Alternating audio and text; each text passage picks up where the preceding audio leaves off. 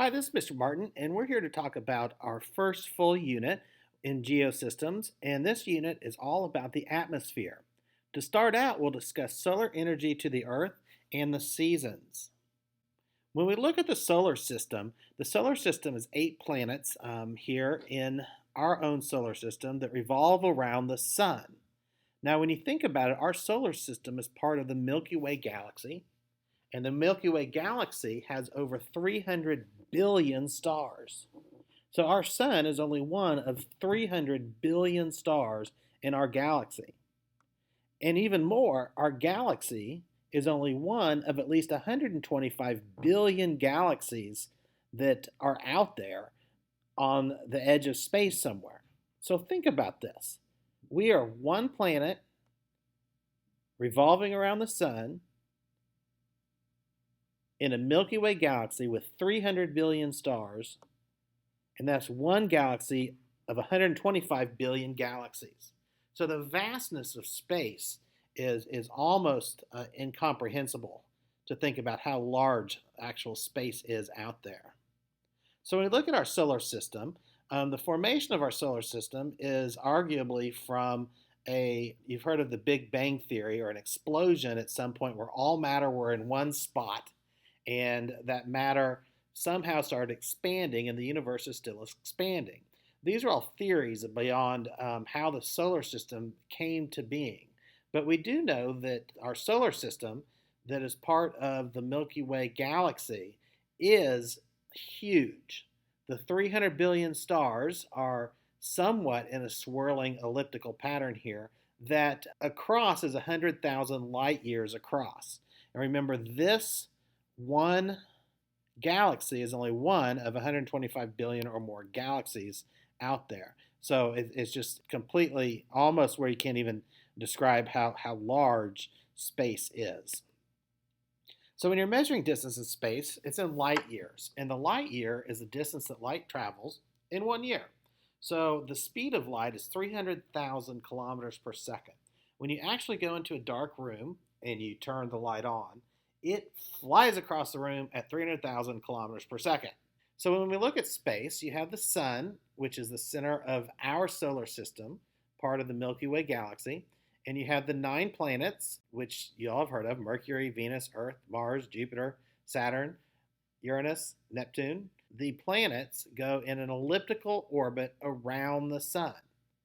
Okay? So you've got the sun, the planets are going around the sun in an orbit.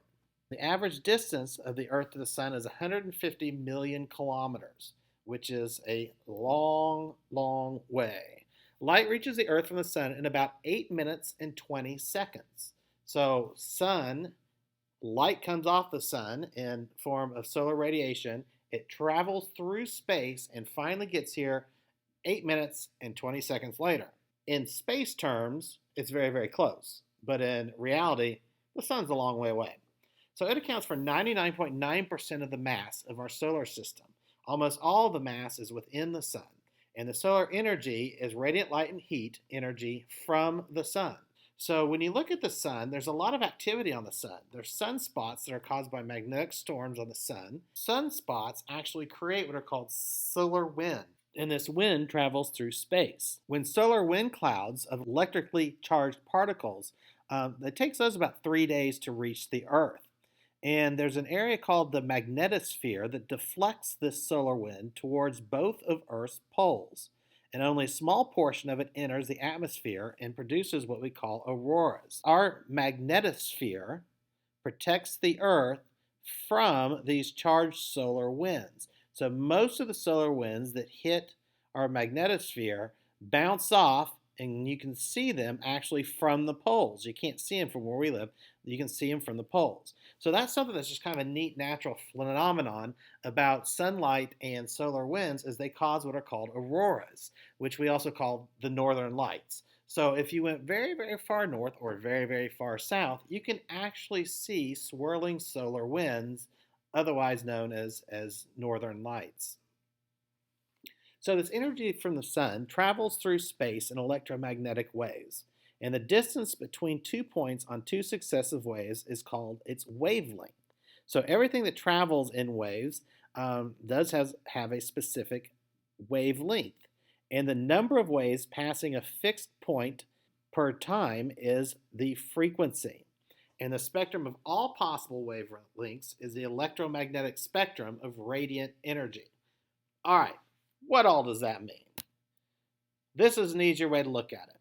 You have electromagnetic spectrum, and the sun sends gamma rays, X-rays, ultraviolet rays, visible light, near infrared, shortwave infrared, and middle infrared waves to the Earth.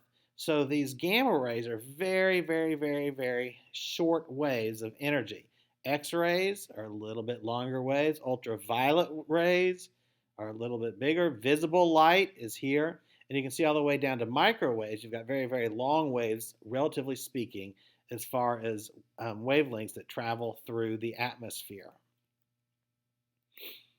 So one thing to keep in mind is that the sun emits this short wave energy.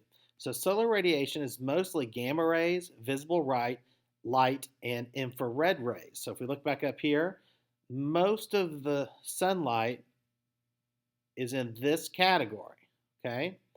And Earth, when it comes in, it heats up things, and Earth will emit radiation back out to space. But the radiation that goes out are much longer waves, okay? Because all of this energy comes in, it's absorbed, it's utilized, and the heat is re-radiated back out. Here's another way to look at it. Your input is your shortwave radiation coming from the sun. It comes in, it's absorbed by the oceans, it's absorbed by the land, but then it also bounces out, and as it leaves, it's long-wave radiation back into space. So incoming energy at the top of the atmosphere. Energy from the sun first interacts with the thermopause, the top layer of the atmosphere. And solar radiation that reaches the Earth is called insolation from incoming solar radiation. Just the Earth receives 1/2 billionth of the sun's total energy output. So as hot as the sun is and as much radiation as it gives it, it's only just a teeny bit of what the sun actually burns. So the tropics, too, receive 2.5 times more energy than the poles. So what does this mean?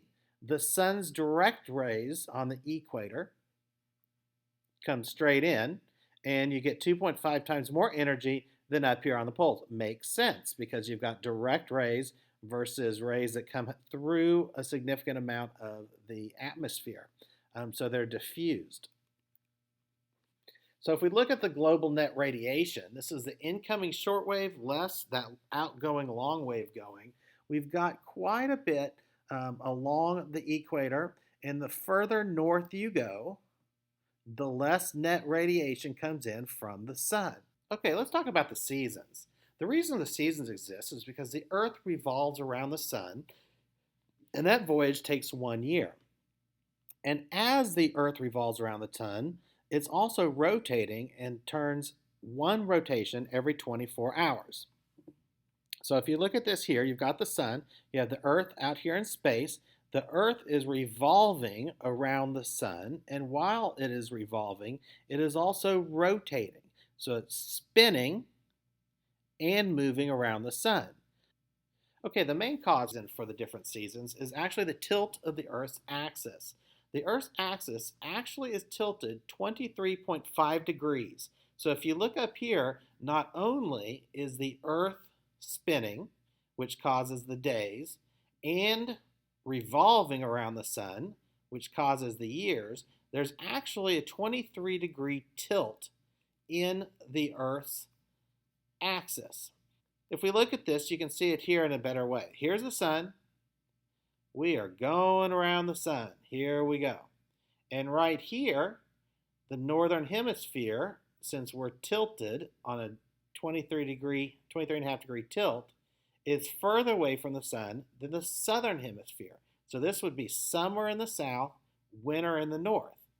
As you move around to the opposite part of the orbit, you can see we're still tilted the same direction, but that tilt has shifted because of the side of the sun that it's on from having northern hemisphere further away to the northern hemisphere closer.